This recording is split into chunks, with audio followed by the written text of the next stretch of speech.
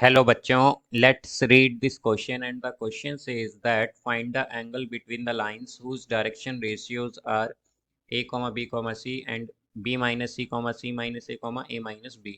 तो आइए अब इस क्वेश्चन को यहाँ पर हम सॉल्व कर लेते हैं। इस क्वेश्चन में हमसे कहा गया है कि यहाँ पर हमें एंगल बताने हैं between the lines whose direction ratios are a, b, c and b minus c minus a minus b में।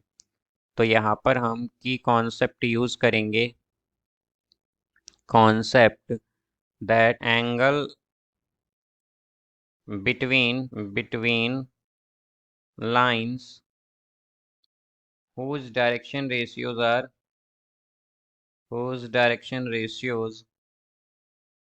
are L1, M1, N1 and L2, M2, N2 is given by cos theta is equal to mod of L1 L2 plus M1 M2 plus N1 N2 by square root of L1 square plus M1 square plus N1 square into square root of L2 square plus M2 square plus N2 square। तो ये आएगा यहाँ से।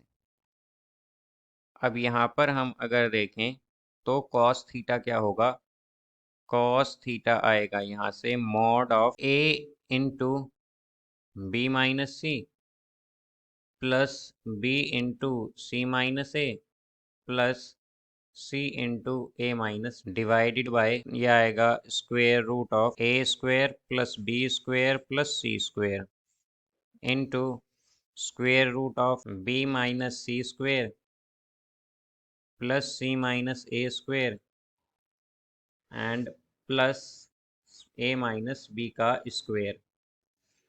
ये होगा यहाँ पर।